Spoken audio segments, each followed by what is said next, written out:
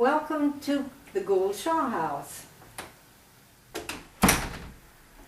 The Gould-Shaw House was built in 1863, and it was built by Mr. Gould, who was a blacksmith, and he didn't live very long, and it was sold to the Shaws. Isaac Shaw was a banker and merchant in Cloverdale, and the house became his. There have been many changes to this house over the years, and I'd like to speak a little bit about the structure of the house. It's a Gothic Revival design, which meant it had a lot of gingerbread and all kinds of little gewgaws all around the roof. But in this house, it had many changes. The foundation of the Gould-Shaw house was a rubble foundation, which over the years presented problems. The brick is local brick, very soft, not particularly good brick. The mortar, the same, not very good mortar, but it held together for quite a few years. During the 1906 earthquake in San Francisco, this house had problems too. Most people don't realize how far north the earthquake went. But it shook down the chimney in the back part of the building, and so they abandoned that chimney and they built another one that was over here where the organ now is. That chimney also had problems with earthquakes, but not until the 1990s, when we had the Loma Prieta earthquake and a few other shakes here because we're near the geysers. So in 1994, we started taking this building apart to retrofit it for earthquake safety. And this chimney was removed because it was falling apart also. The house was literally shifting, and the building needed to be salvaged so that we could continue to use it as this wonderful little museum. So I'll point out other things as we go on our tour, and we will now go to the back part of the building where the part of the fireplace is still visible. It was interesting that this is the fireplace that was originally in the building and that fell down during that 1906 earthquake. The opening here went into what was a lean-to kitchen on the other side of this wall. The most interesting thing about the brick is that it was double brick wall. And when we go into the kitchen, I will explain what that wall looked like, because it's to me it's a very interesting wall, how the brick was placed. Next to the brick fireplace here, this whole area was a doorway, and that doorway went upstairs to a second level, and that level had 2 bedrooms. Over here is a painting of the way the house looked with a second story on it. That was done sometime, we're not quite sure what the date was, but it did come down. They took that second story off about 1940. Why, we don't know. The only thing we can surmise is that maybe because the building was not very stable, that they thought the weight of the building was too much. We really don't know why. So now upstairs is just an attic.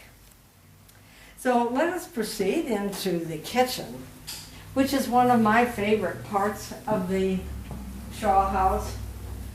This was not the original kitchen. This was a bedroom, and it opened with a closet door that went into the other bedroom on the other side, which we will see later. This is an old stove. It had wood burning access in here. We have kerosene lamps. At this period, kerosene lamps were the way people were lighting their homes, and you'll notice some around in the different rooms, some hanging on the wall with mirrors behind them, some of them that can be picked up and moved to a different location, such as the dining room table. This kerosene lamp, actually, we used to call them Aladdin's lamp because it's a different kind of wick. But this would be the kind that would probably be hung over the kitchen table or a dining room table so that people would have a lot of light. They burned longer. It still had kerosene in it, like the other kerosene lamps. When I was young, I had to wash kerosene chimneys like this and this one because we didn't have electricity at my grandmother's house, which I am wearing one of my grandmother's dresses. Probably our summer garment, because it's very lightweight, and about turn of the century. This is my favorite room because I bring children's tours through here. Third graders in Cloverdale are the ones that really get Cloverdale history. And it is so much fun to have them guess what some of these objects are. Some of the things that I have them guess is, what are these big tongs used for? And I get some very weird answers, like picking up wood, trying to catch something. Some of them do realize that maybe ice would be the answer. So we have the Iceman picking up the blocks of ice. One of the things we do not have in this kitchen area is an ice box, a good old-fashioned ice box. We hope someday we will actually find one. Over here we have a lot of irons, the good old heavy flat iron that a lot of people do know, where the handle comes off. You put this on the stove to heat it, and you put the handle back on, pick it up and iron. I've used irons like this. They're not very easy to use, but they're all different versions, including the big heavy one that has charcoal put inside, and that heats the iron and can be used. Can you imagine using an iron like this and having to stop every 5 or 10 minutes and heating it up again? The washboard, good old washboard, put in a tub, scrubbed up with the clothes, and hung out to dry on a clothesline, which some of us still do today.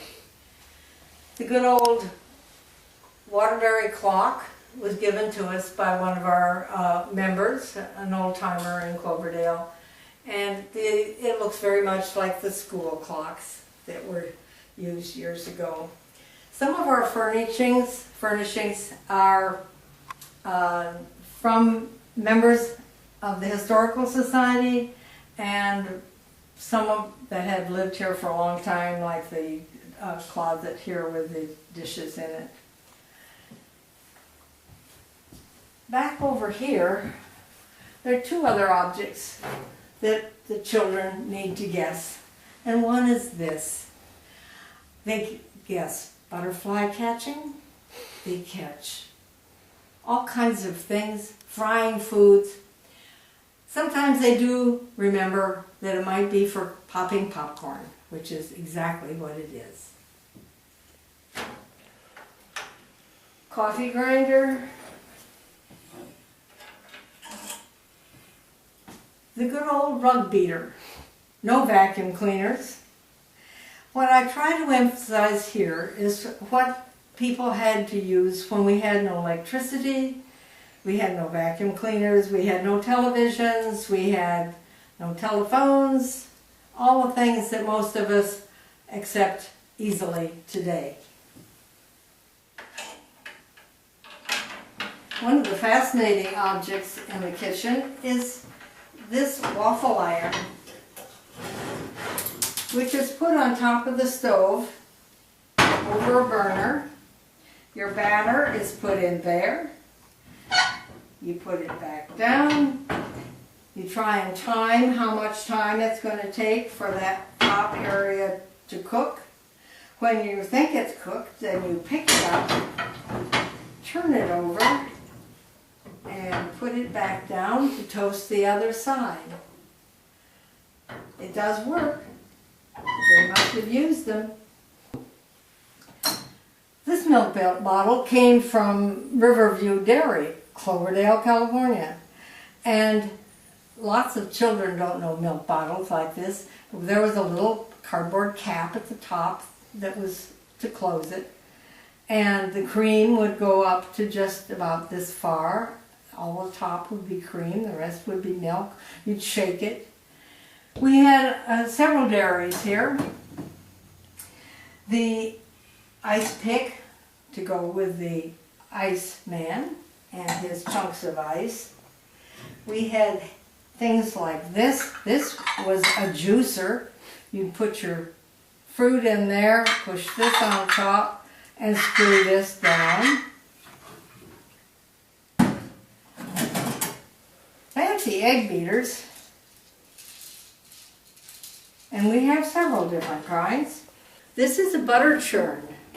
They put their cream in, and the paddle on the inside would churn the butter. This carpet sweeper is, the handle is offside. Maybe that's not meant to be. Maybe it's supposed to be in the center. But this is old-fashioned carpet sweeper. And today we have a version of that that is like this one. Same idea, same principle, newer version.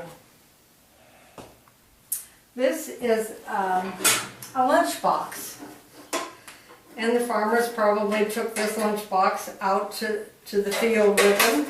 They are usually with some kind of a water source.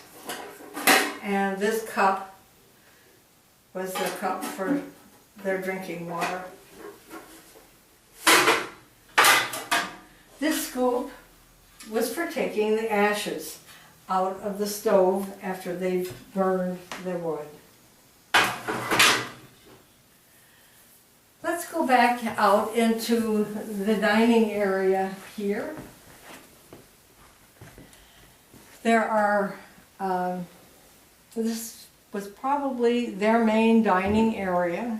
The lean-to kitchen was out this direction, which is our back entryway right now. When this house was remodeled at various times, the wall was all the way across, especially when they put in the newer fireplace. And so there was just a door here. We needed to do a retrofit on this building for earthquake purposes. And when that was accomplished, we put this building, room especially, back the way it looked in the time that the Shaws lived in it. There's a photo up here that shows what that room looked like. It had this big archway. They had heavy velvet drapes on it. Because of the fireplace, they could have closed those drapes and kept this room and the bedroom very, very warm. So this, even though we don't have the drapes up, it opens up this room and makes it much more attractive, more warm and cozy looking. The French doors, which were on either side of the fireplace, were done about 1910. They weren't part of the original building. But the bay windows at the front were part of the original building. This piano belonged to Mr. Kleiser, and this is a photo of James Kleiser. He was the founder of Cloverdale. His family gave us this piano about 4 years ago, and while it's a beautiful piece of furniture, it never stays in tune. It's pretty off-key. I understand that there is a way to tune it, but I don't think it's worth doing so. Mr. Kleiser's granddaughter lives in Los Angeles, and she has been here to see our new History Center and also to see what we've done with the pieces given to us by the Kleiser family and other local families. Over here on this little table is a stereopticon viewer. And my grandfather was a photographer for stereopticon views, and the views we have on this table were taken by him. The stereopticon is something that I grew up with because we had no television at that time, and we spent hours going through the many, many boxes of these wonderful slides that my grandfather had taken. It's an interesting idea. Children love it, and you can put it up and look at it, and three-dimensional. It really is fascinating. If you've never really looked at one, you should.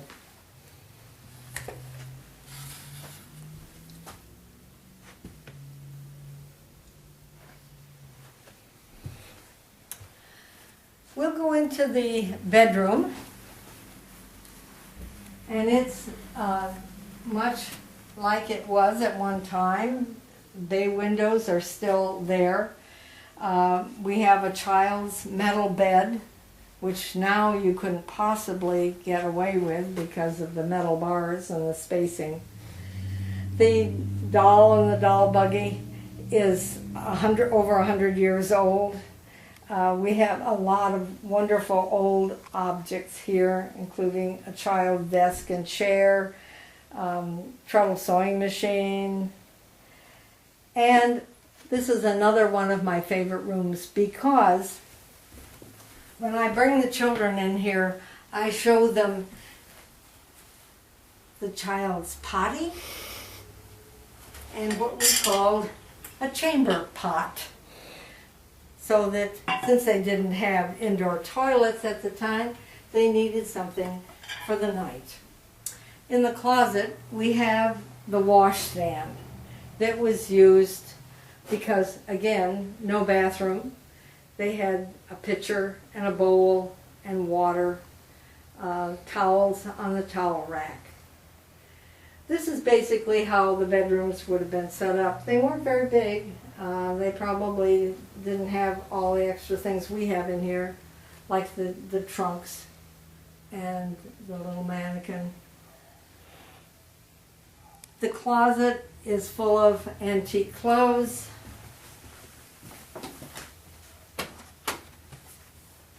Some of them are beautiful old pieces. And we have more in our storage closet in the new History Center. Some of them are just unbelievable in the workmanship and the fabrics that were used. So we keep these here because we can show them off. They're not things that people are apt to wear again because they're getting too fragile. But they are beautiful things, including a lady's hat with all the beads, flowers, ribbons, and the fancy shoes.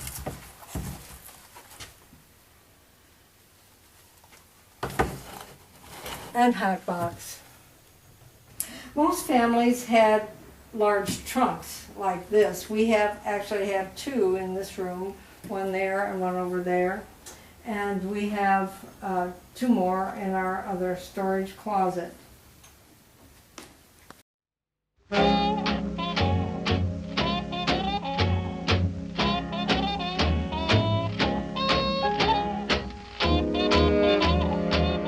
Signage here is the garden was dedicated in 1989 in the memory of May Gibson Foster. who lived from 1885 to 1969. And May Foster is the one who used to meet with Mrs. Shaw and enjoy her company in this garden. The reason it is dedicated to her is that Art Foster, the son, helped us purchase the garden so that we could have it as part of the Historical Society's beautiful layout.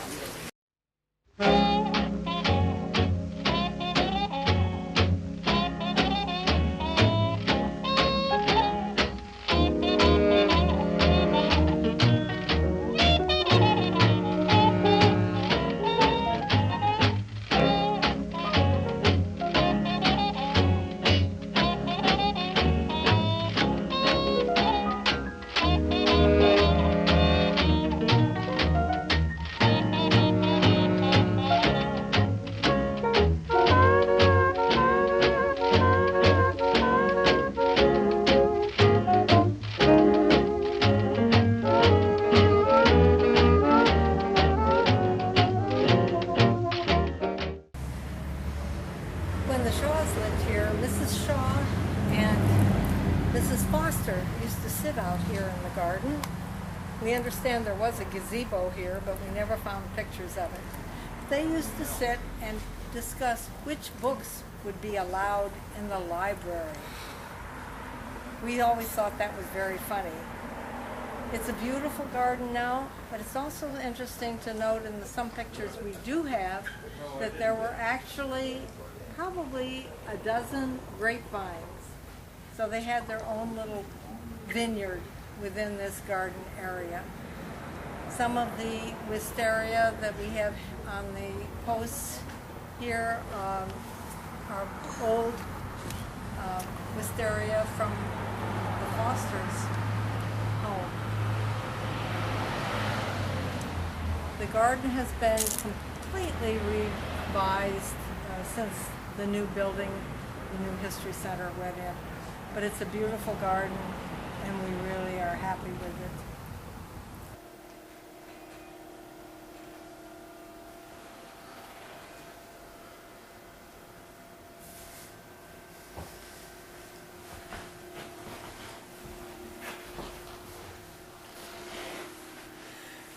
The information that you see here on the walls have been put together for people to read more about the house, the people, the museum, the garden. What you're standing in what I'm standing in right now is what used to be the lean-to kitchen. And this is just part of the building because more was added. The office space that we are using now for our office for the Historical Society was added as an apartment on the back, and it was used as, in the beginning, as a beauty parlor for the woman that was renting the house. It is now our nice office space and part of the building. It looks great with the new History Center. We hope people will enjoy visiting the Cloverdale Historical Society in Cloverdale, California.